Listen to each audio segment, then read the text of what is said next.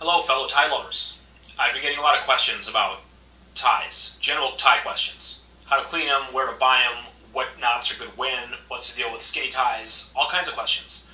So I want to kind of hit up a video and just answer them all once, and then hopefully that'll, I'll have a reference to send people to when they have a lot of questions. So let's start with knots. When to wear, what's appropriate when? I would say they're all the knot itself is never not appropriate.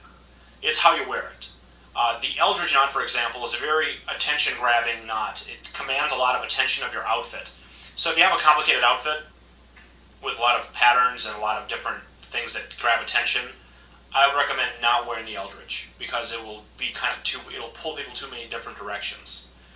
Also, the Eldridge with a tie like this with stripes, not recommended because when you tie the Eldridge in the top, the stripes will all go haywire, and it won't make sense. You get a pattern shock thing going on. Now, some people do it anyway, and they say they like it, and that's fine. One of the reasons you like it, and I could look at it and like it, is because we're in on it. We know that it's an Eldridge knot. We know that there's a method to the madness. But you got to put yourself in a position of somebody who has never seen it before. They live their entire life looking at Windsors. So they know the stripes go this way, and then the stripes go the other way. And they need to see that. And when they look at your Windsor and the knot is all, like the stripes are all weird, they won't go, oh, that must be a really cool knot. They instead would think, why is that Windsor knot looking so weird? And, once they get it, if you have a conversation about it, great. But if they just see it out of the corner of their eye and don't know what they're looking at, they're going to see a big mess of pattern appear. It's going to look like a knot's inside out. It's going to look, whatever. So I would say avoid that by keeping your tie, like this tie right here is perfect for the Eldridge because the knot itself is the pattern. And they'll go, that's a gold tie, tied in a really cool way. And that's a striped tie with a really weird, with some kind of a knot being botched. So keep it there. Now the Trinity knot, on the other hand, with stripes is brilliant because that knot is symmetrical 3 ways. You get all kinds of triangle patterns, spirals out of it. You get patterns that the eye recognizes as complicated, and they'll go, wow, that knot took a lot of time to put together. And that's a good one for stripe ties. So that's, and then obviously if you're trying to appeal to an older audience, maybe it's best to just stay traditional. You don't want to scare anybody. This is kind of like skinny jeans making an appearance, or bell bottoms happening. Some of the older school people won't like to see it, and they'll be like, you're breaking tradition. So keep your audience in mind. If you're going to apply it to, I don't know what kind of real estate, for example, is kind of an old school business, maybe keep it, plain. But if you're more of a designer, more upbeat, modern business, then I would say the weird knots, go for them. It's about time we revolutionize, ties. Where do you buy ties? Where do I buy them? I buy almost all of my ties. I get a lot of ties as gifts because everybody knows I'm a big tie fan, so I get a lot of gift ties, and I don't know how much they cost. But I buy all my ties at TJ Maxx and Marshalls, almost exclusively, because they sell really good ties, they have a good selection, and they have a lot of name brand ties, and we're talking like $12 to $16. This tie I've been using as an example. Look, Calvin Klein tie. You see this at a store, Calvin Klein tie, probably $85. TJ Maxx, $13. I mean, it's the same tie, I don't know how TJ Maxx does it. I don't know how they're getting these deals, but this tie is out of style. It's a white tie with blue stripes. It's out of season. Forget about it. Give it to me. And the thing about ties is you don't know what brand it is. You don't know anything. Like a purse has the Chanel logo on it or the Burberry pattern. Ties don't have any of that. They have no recognition at all.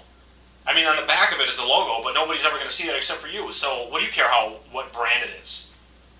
I say the cheaper the better. The cheaper the better. Because all it takes is a coffee stain and your tie is dead. You threw that money away at that point. You buy an $85 tie and eat spaghetti, forget about it. Never. I get pissed when I ruin a $12 tie with spaghetti sauce. I can't imagine spending $85, or $100 or $200 on a tie. No one knows. No one's ever going to know. What, the stitching is bad? Who cares?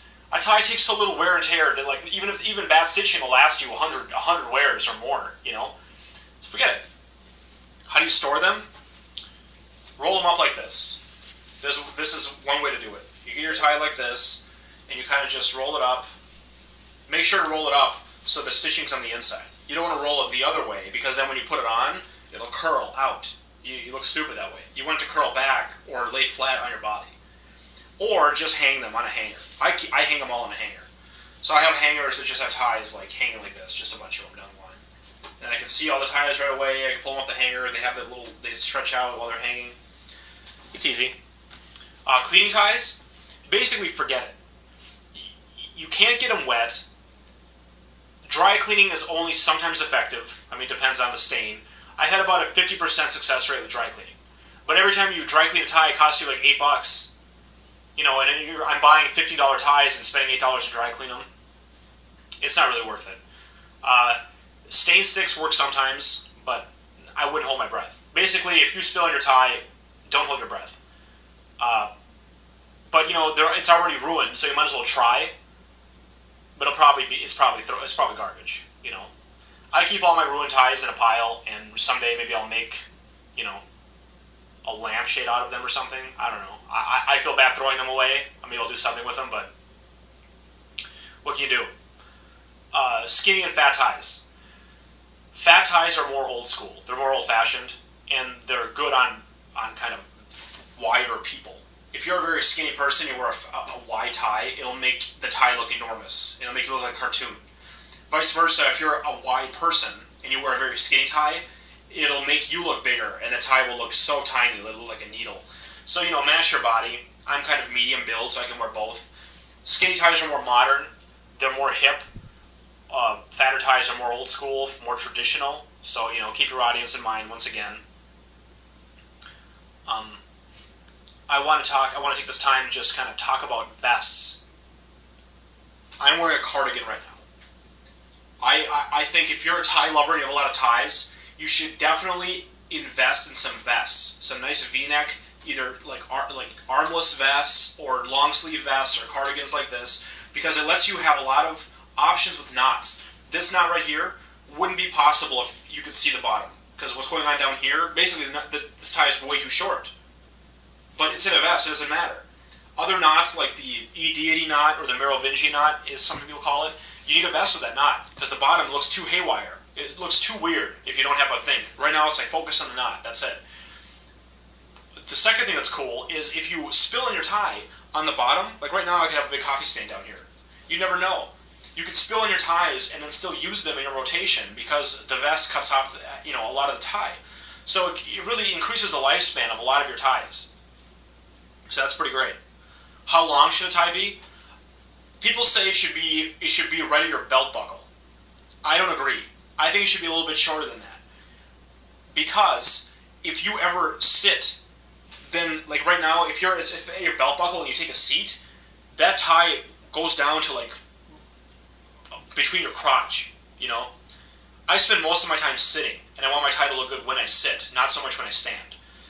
So if I stand up, it's a little bit near my belly button instead of my belt buckle. No one's going to notice. No one's looking down there. You know what I mean? They're looking at my knot. They're looking at my face.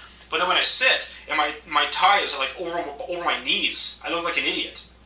So I think keep it a little bit higher. I would say keep it a little below your belly button, which is about an inch off the belt line.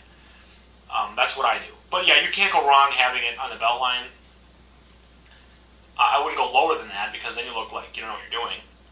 And I wouldn't go higher than that either. I wouldn't go higher than the belly button because then you're looking like you don't know what you're doing. So there that is. So, you know, there's just some tips for knots and tying in general. I will be coming out with more videos soon. I have a lot of websites that deal in some interesting ties that are sending me some samples. So there'll be some of that coming up. This knot you're looking at here, I know you're thinking about it, it's called the Glennie Double, invented by Mr. Glennie, I think Eric Glennie. I will be doing a video for this knot once I get some ties in the mail. Yeah, so, you know, subscribe, follow me on Twitter, Pinterest. You'll definitely be alerted when I make new videos. And it should be pretty great. Thanks a lot for watching. I'll see you next time.